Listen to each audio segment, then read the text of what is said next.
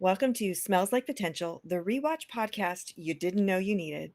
We get really personal and make Rebecca great again with a glimpse into Rebecca's past, relationships that are ending and some that are beginning, and the team breaking a 60-year drought against Everton. Yes, it's a great episode, and we get to meet Sassy Smurf. This is Flo Collins. This is an amazing comedian in England, and they cast her to be Rebecca's best mate since childhood. I love that introduction to Sassy, just marching right into the hotel room. Yes. Yes, it's so bold. I mean, they do introductions well, right? We mentioned this with May.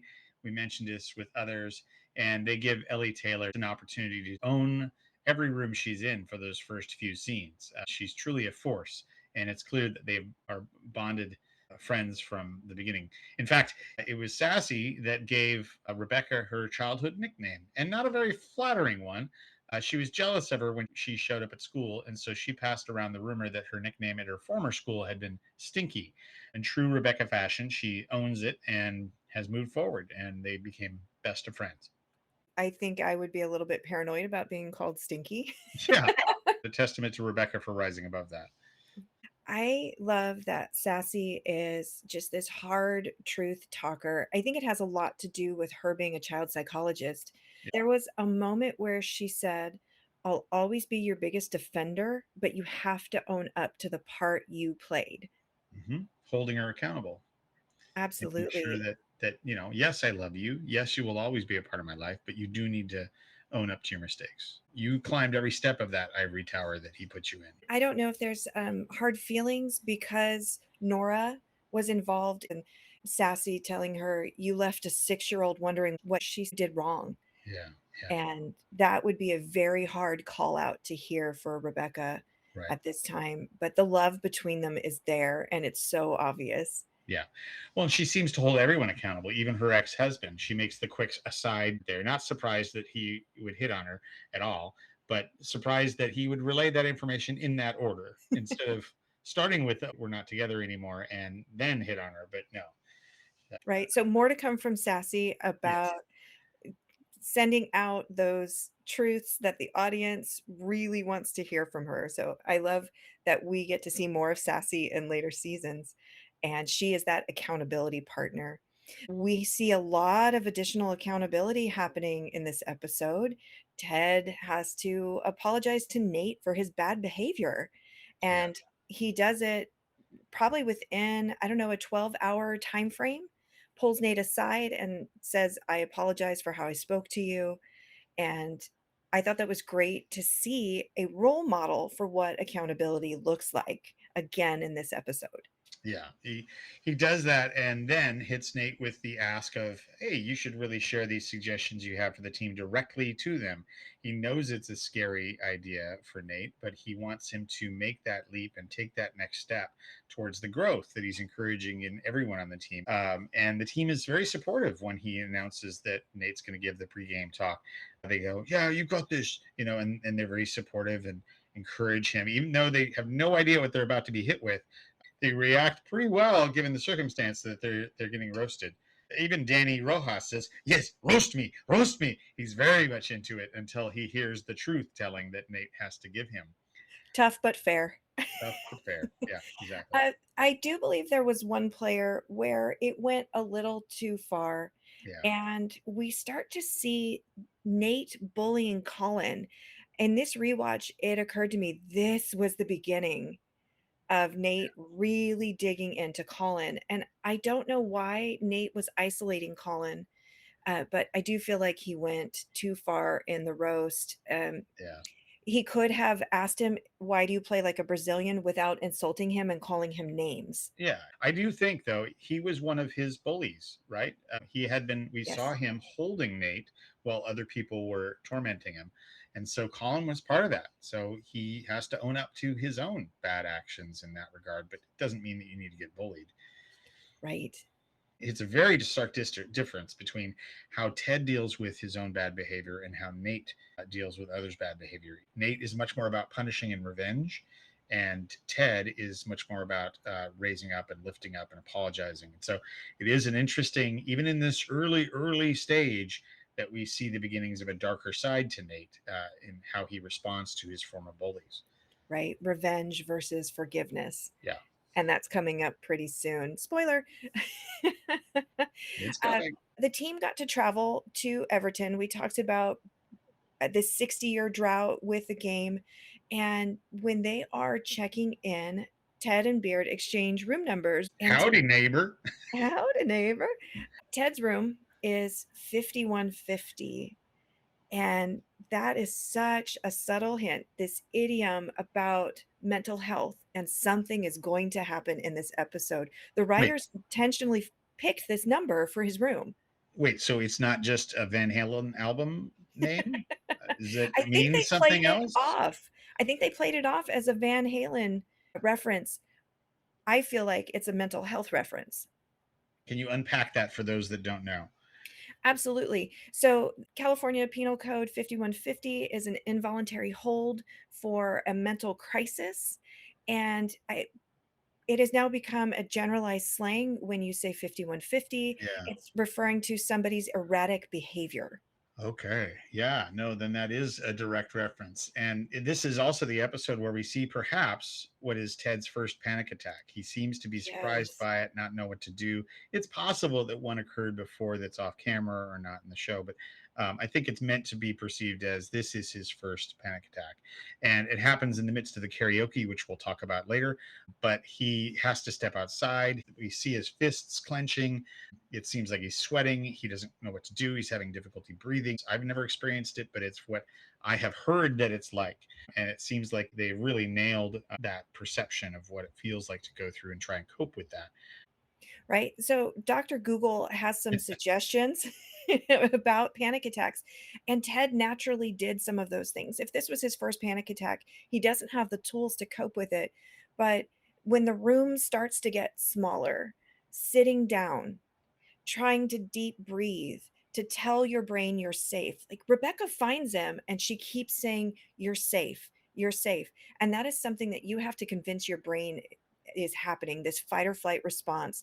So, grounding yourself by sitting down, taking those deep breaths, and calming your mindset. Rebecca and Ted were doing those things without Dr. Google, Right. right? And they comfort each other in back to back episodes. You know, he comforts her and now she's comforting him. She gets to return the favor. He asks her, "Am I going crazy?" And she says, "No more than anyone else." And I thought that was just such a kind way of soothing him, Yeah. right? Because she is not wrong. Yeah. And he's clearly wrestling with his own divorce. And so we see him in the next scene. He's made it back to the hotel safely and he's calmer, much more calm. He has the papers in front of him. He had used sort of a delay tactic because he couldn't find a fax machine. Oh, what am I supposed to do? I got them here, but I Mm, can't send them to you because there's no fax machine. Then he is clearly given no out. And the lawyer says, no, no, no, no, don't worry. Just sign them and then take a picture with your phone. We'll transfer them digitally. And then that being his last attempt to delay, he's now faced with the reality that he has agreed to not fight it anymore. And if she doesn't want to keep trying, he won't make her. And so he comes to terms with it, looks in the mirror with a sense of relief after signing, which is, I can't imagine, but I'm sure a very difficult time that he's been going through in these first six, now seven episodes. We've watched that journey as he as a ever the optimist, always a positive person, always we can solve this, never wants to quit anything faced with something that he has to let go. right. It sounds like the stages of grief. You and I had talked about this probably years ago, that Kubler-Ross model of Yeah, denial, anger, bargaining, depression, and acceptance. We get to see Ted experience all of these. And the stages of grief are not linear. It's messy. yeah, And so Ted shifts between all five of these interchangeably. And for him to get to that acceptance after this panic attack must have been very intense for him. yeah, indeed. Well, speaking of intense, let's lift the spirits a little bit. And Ted presents the team with the choice of, after arriving in Liverpool, of either movie night or pillow fight. And they unanimously agree on movie night, even though it clearly disappoints him. But you reminded me that we get to see that pillow fight in season 3. So, We yay. finally get the pillow fight. It's a clear callback to the that option because he says, "Hey, you choose pillow fight once, we're never watching a movie again." So, I think he's got experience with this. And then they choose Iron Giant, a classic, right? This is Right. an amazing 90s piece of animation. Many have referred to it as the greatest animated movie ever created. It was in 1999, very, very end of the 20th century. And it seems like they perfected classic animation, but they also brought in some CGI. Beard knew what was coming, so he brought his own Kleenex. Ted warns about the 74-minute mark, and you looked it up. What happens at the 74-minute mark? Hogarth says, "You are who you choose to be." And the giant responds with, "Superman." And this is where the giant chooses to be a superhero and save his friend from And protect. a missile. And yes, I don't know anybody that has a dry eye at the 74-minute mark. No, and it's a sacrifice play. And so you and I were talking about, why? Because they never do anything accidentally in this show. We know that every No. book that he passed out meant something. Everything that happens in this show is carefully planned. So I think the question you and I talked about is why Iron Giant, Why this movie? Yeah. right? And so it's a movie in which, spoiler, sorry, 27 years, this giant is discovered in 1957 in the midst of the Cold War. And of course, the American military perceives him as a threat. And so they attack him with conventional weapons. When that fails, they fire a nuclear weapon at him, not thinking that it's also going to destroy the surrounding community, including our main character, Hogarth. And the giant has to make a decision who he wants to be. As you said, he chooses Superman, he chooses the sacrifice play. And so this speaks to me of Jamie because we were just looking at a few episodes ago Nate's play where Jamie has to sacrifice the ability to score a goal by drawing attention to himself as a decoy and then let someone else like Sam score the goal. And he doesn't want to do it, doesn't want to do it. And eventually it works. And it seems to me this would have been the movie you picked to convince a Jamie to make the sacrifice play, but he's no longer on the team. Well, So and is it that takes time to find the movie, to get the copyright, to show it publicly. So I imagine that Beard and Ted planned this 3 or 4 weeks ago. and really trying to get their two aces to realize that they've got to be willing to make that sacrifice play for the team. But it still applies, right? Everyone on the team has to feel like they're part of one of 11 instead of the star. It works on many levels. At the beginning, I have to call this out. I noticed it, and this is maybe my fourth or fifth rewatch. You know how in the very beginning there's like a 2-minute opener, and then we go to the Mumford and Sons opening. Well, in this one, the Mumford and Sons music starts as they get in the bus on their way to Liverpool, but the bus slows down and stops. And then Ted runs out and rescues Nate, who's been accidentally packed under the bus with all of the luggage. I thought they And were gonna drive away with I him know underneath. it was going to be hours and he was going to be freezing when they got him there. Oh, I No, looked it but up. It's a 5-hour drive. oh my gosh.